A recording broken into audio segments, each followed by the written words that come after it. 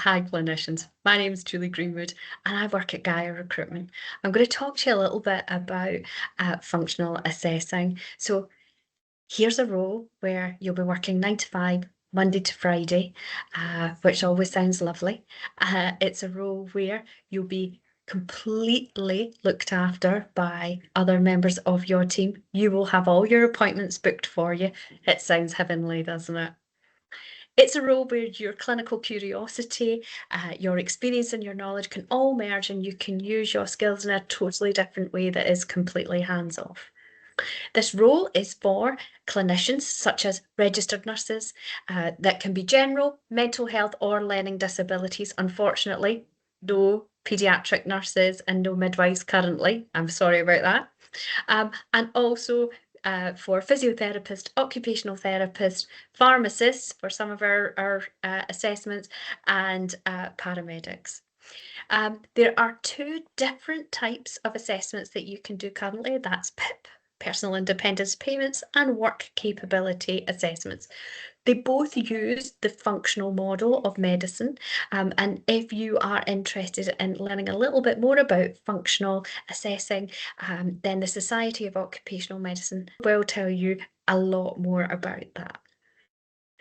So, what are you going to be doing in those assessments and why do we need the assessments at all? These assessments are overseen by the Department of Work and Pensions and they look for independent clinicians. If you're interested, that would be you. You would then be looking at a form that the person who's claiming that benefit will fill, usually quite a long report. Further medical evidence, which is gathered by that person. Your observations of that person during your assessment, be it on the telephone, be it on a video like this, or face to face. You'll take all of those three things and you will put them together and you will create a report which is then sent to the Department of Work and Pensions, who will then make a decision on that person's eligibility for the benefit. That won't be your decision, thankfully. So what it's not a winding down job, if only there were. It's not a job where you can have that is stress-free. Unfortunately, that's definitely not. Your clinical background, we know the people who do the best in this role are those who have a broad medical knowledge. You must have over 1 year if you're trained in the UK, and that has to be full-time and gained in a broad setting. If you are somebody from overseas, then you will need to make sure that your experience is validated and that you have 1 year in the UK so that you understand the UK medical background. So your skills, what makes a brilliant assessor? Well, we know because you'll be writing upwards of 10,000 words a day, the ability to type at a decent speed, we set that around about 35 words a minute, is an absolute vital.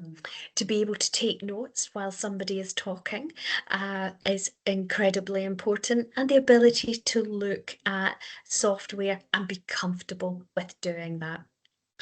We also know that people who are clinically curious and are quite autonomous in their background and really do have a lot of empathy and consideration for others do exceptionally well in this job. There's a training period, whether it's personal independence payments or it's work capability assessments, and that training will take over 6 months. You're paid from the beginning.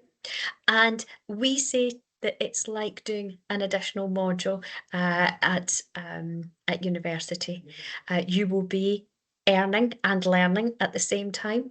So we do recommend that you make sure that you take into consideration that you're going to be in a learning environment and that you have lots of resilience and support around working and studying at the same time.